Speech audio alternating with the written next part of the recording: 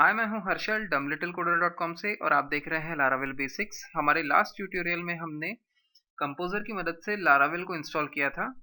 हमारे इस ट्यूटोरियल में हम देखेंगे कि हमने जो इंस्टॉलेशन किया था उसमें कौन-कौन सी फाइल्स और फोल्डर्स इंस्टॉल हुए हैं, और साथ ही साथ हम ये भी देखेंगे कि इन जो फाइल्स और फोल्डर्स का काम क्या है।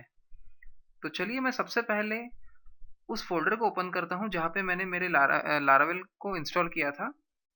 वो फोल्डर है हर्षल, जो बेसिकली htdocs फोल्डर में स्टोर्ड है। जैसा कि आप यहाँ पे देख सकते हैं, मेरे लारावेल इंस्टॉलेशन में जो सबसे पहला फोल्डर है वो है ऐप फोल्डर।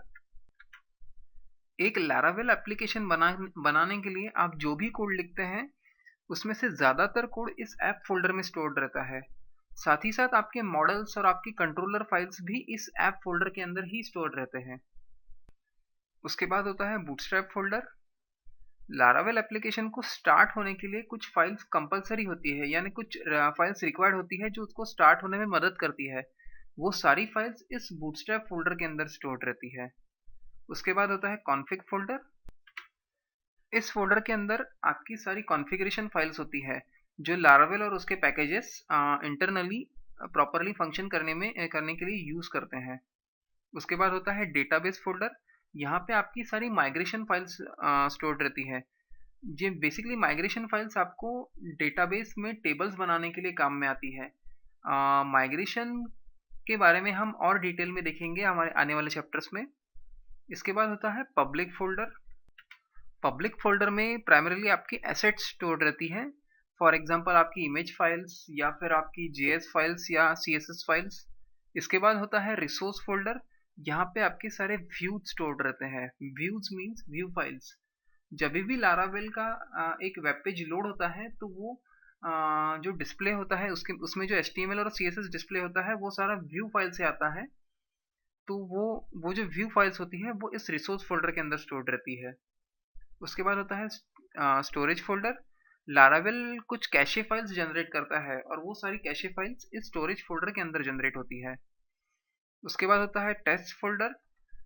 अगर आप कोई यूनिट टेस्टिंग टूल यूज कर रहे हैं जैसे कि PHP यूनिट टेस्ट, तो उसकी जो टेस्ट्स होती हैं वो सारी टेस्ट इस टेस्ट फोल्डर में स्टोर्ड रहती है।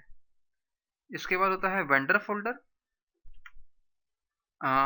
वेंडर फोल्डर में बेसिकली जो कंपोजर सारी डिपेंडेंसीज पुल करता है, वो सारी इस वेंडर फोल्डर के अंदर स्टोर रहती है। अगर आप ऐप बनाते समय पे और भी अगर कोई डिपेंडेंसीज इंस्टॉल करेंगे आपके एप्लीकेशन में, तो वो सारी डिपेंडेंसीज और उसके फाइल्स इस वेंडर फोल्डर में स्टोर्ड रहेंगी। इसके बाद एक इम्पॉर्टेंट फाइल ये है ENV फाइल। आपकी डेटाबेस से रिलेटेड जो क्रेडेंशियल्स होते हैं जैसे कि डेटाबेस नेम, आपके डेटाबेस का पासवर्ड, डेटाबेस का यूजर नेम, वो सारी चीज़ें इस .env फाइल में स्टोर्ड रहती है। इसके बाद होता है composer.json। ये एक ये बेसिकली आपने जो कंपोजर सॉफ्टवेयर इंस्टॉल किया था उससे रिलेटेड सारी इन्फॉर्मेशन इस composer.json फाइल में स्टोर्ड रहती है। और कंपोजर बेसिकली इसमें उसकी जो डिपेंडेंसीज जो वो इंस्टॉल करता है उससे रिलेटेड जो सारी इन्फॉर्मेशन रहती है वो इस composer.json फाइल में स्टोर करता है। तो ये था लारावेल का इंस्टॉलेशन में जो प्राइमरी लगने वाली फाइल्स थी। हाँ, इसके अलावा एक और इम्पोर्टेंट फाइल है जो मैं आपको बताना चाहूँगा। वो है ऐप फोल्डर के अंदर HTTP फोल्डर के अंदर एक routes.php फाइल होती है जो लारावेल में राउटिंग से रिलेटेड इन्फॉर्मेशन स्टोर करती है।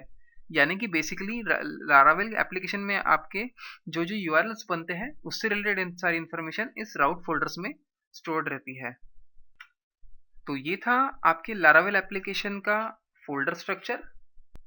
मिलते हैं हमारे अगले लेसन में। Thank you.